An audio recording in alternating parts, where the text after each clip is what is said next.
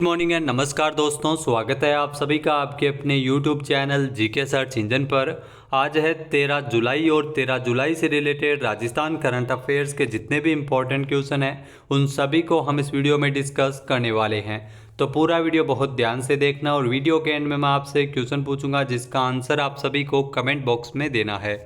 कल के वीडियो में मैंने आपसे क्वेश्चन पूछा था जो था हाल ही में वित्त मंत्री दिया कुमारी ने बजट भाषण में किस जिले में पेट्रो जोन की स्थापना किए जाने की घोषणा की है।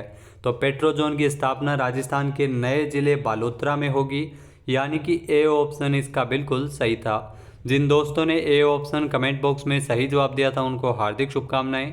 जी हाँ दोस्तों, राजस्थान की वित्त मंत्री दिया कुमारी ने बजट भाषण में राजस्थान के बालोतरा जिले में पेट्रो जोन की स्थापना के प्रस्ताव को मंजूर किया है।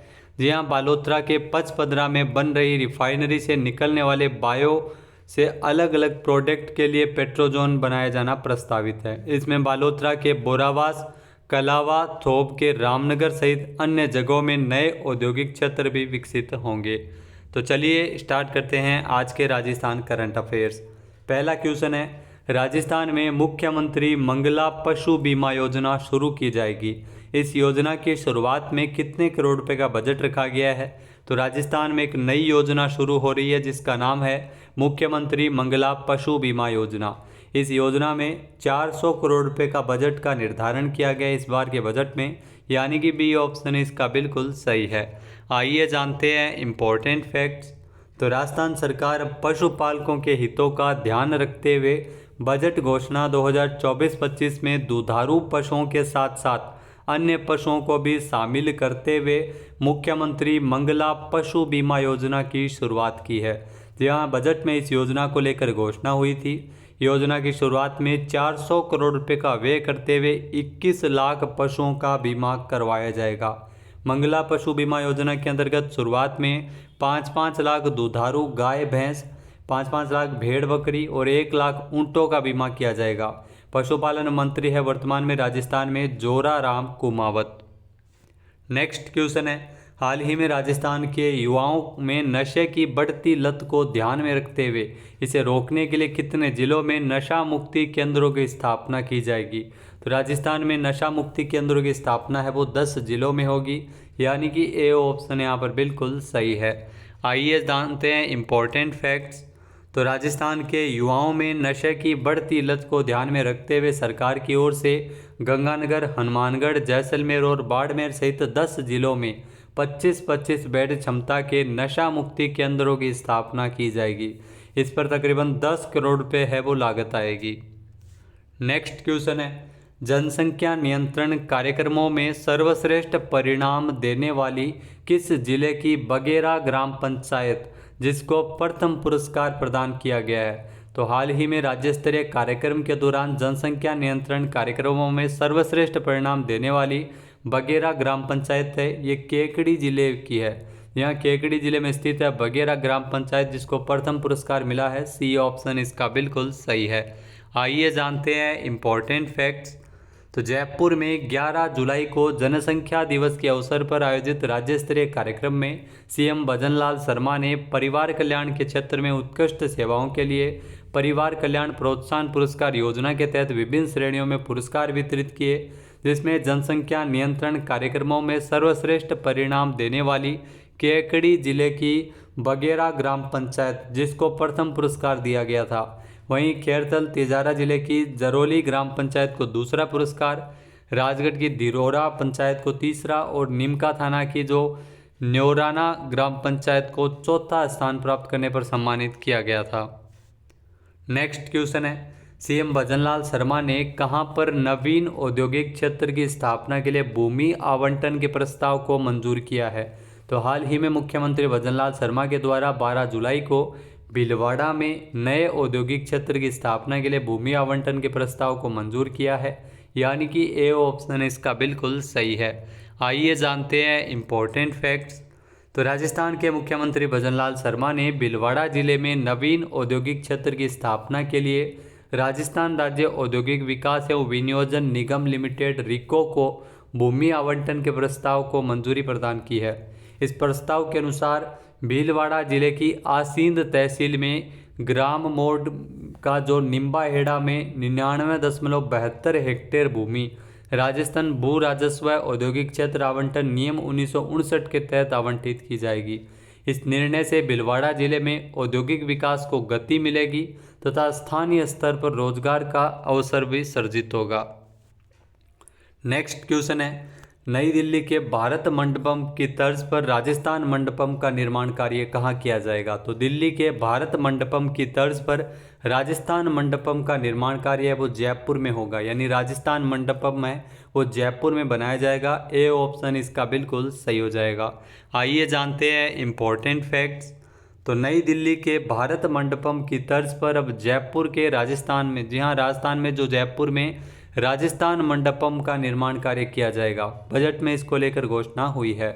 भारत मंडपम जो नई दिल्ली के प्रगति मैदान में स्थित एक अत्याधुनिक कन्वेंशन सेंटर है जिसको देश में होने वाले बड़े आयोजन के लिए डिज़ाइन किया गया है।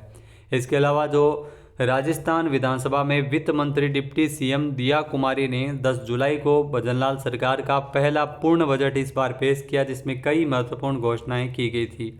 बजट केंद्र के दृष्टिकोण के अनुरूप है जो पीएम मोदी के विकसित भारत के दृष्टिकोण के लिए रोड मैप तैयार करेगा।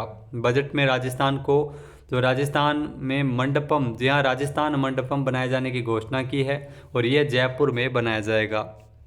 नेक्स्ट क्वेश्चन है, राजस्थान में जल जीवन मिशन के तहत इस साल 15,000 करोड़ रुपये व्यय करते हुए कितने ग्रामीण घरों में नल से जल पहुंचाने का लक्ष्य रखा गया है? तो राजस्थान के 25 लाख घरों में नल से जल पहुंचाने का लक्ष्य रखा गया है, यानी कि बी ऑप्शन यहाँ पर बिल्कुल सही है। आइए जानते हैं इम्पोर्टेंट फैक्ट्स। तो जल जीवन मिशन के तहत इस साल 15,000 करोड़ रुपये खर्च करते हुए 25 लाख ग्रामीण घरों में नल से जल पहुंचाने का लक्ष्य रखा है। जल जीवन मिशन के तहत सखी जल योजना से 5,846 गांवों तक पानी पहुंचाया जाएगा। लगभग 20,370 करोड़ रुपए की लागत से 6 वृहद पेयजल परियोजनाओं का कार्य किया जाएगा। तो ये ध्यान रखना, 6 वृहद पेयजल परियोजनाएं हैं जिसके लिए 20,370 करोड़ रुपये है वो लागत आएगी। नेक्स्ट क्वेश्चन है, मरुधरा बायोलॉजिकल पार्क राजस्थान के किस जिले में विकसित किया जा रहा है? तो मरुधरा बायोलॉजिकल पार्क ये राजस्थान के बीकानेर जिले में विकसित किया जा रहा है, यानी कि सी ऑप्शन इस क्वेश्चन का बिल्कुल सही है। आइए जानते हैं इम्पोर्टेंट फैक्ट्स। तो मरुधरा बायोलॉजिकल पार्क है ये बीकानेर में अभी निर्माणाधीन है। जी हाँ, बीकानेर के बिछवाल में ये बायोलॉजिकल पार्क 50 हेक्टेयर क्षेत्र में निर्मित किया जा रहा है। इस पार्क में चिंकारा, ब्लैक बक, चीतल तथा अन्य शाकाहारी प्राणी, बाघ वगैरह, एशियाई शेर, लकड़बग्गा, जो लोमड़ी, भेड़िया आदि मांसाहारी प्राणी के साथ साथ विभिन्न प्रजातियों के पक्षी, सरीसृप प्रजातियों के वन्य जीव भी इसमें रखे जाएंगे। नेक्स्ट क्वेश्चन है, भारत सरकार के द्वारा प्रधानमंत्री ई बस सेवा के अंतर्गत राजस्थान में कितनी इलेक्ट्रिक बसें चलाई जाएगी? तो राजस्थान में 500 इलेक्ट्रिक बसें हैं वो चलाई जाएगी, यानी कि सी ऑप्शन यहाँ पर बिल्कुल सही है। आइए जानते हैं इम्पोर्टेंट फैक्ट्स। तो राजस्थान के 8 शहरों में शुरू होगी प्रधानमंत्री ई बस सेवा, जहाँ शहरी क्षेत्रों में बढ़ते प्रदूषण को कम करने के लिए भारत सरकार के द्वारा प्रधानमंत्री ई बस सेवा प्रारंभ की गई है। मुख्यमंत्री भजनलाल शर्मा ने इस योजना के तहत राजस्थान के 8 शहरों में, जिसमें जयपुर, जोधपुर, उदयपुर, कोटा, अजमेर, भीलवाड़ा, अलवर और बीकानेर शामिल है, यहाँ पर 500 ई बसें चलाने के निर्देश जारी किए हैं। नेक्स्ट क्वेश्चन है, आगामी 2024 पेरिस ओलंपिक में भारतीय दल का मुख्य प्रायोजक कौन होगा? जी हाँ, पेरिस ओलंपिक के लिए भारतीय दल का मुख्य प्रायोजक होगा अडानी ग्रुप, यानी कि बी ऑप्शन यहाँ पर बिल्कुल सही है। जी हाँ, अडानी ग्रुप को पेरिस ओलंपिक के लिए भारतीय दल का मुख्य प्रायोजक चुना गया है। आइए जानते हैं इम्पोर्टेंट फैक्ट्स।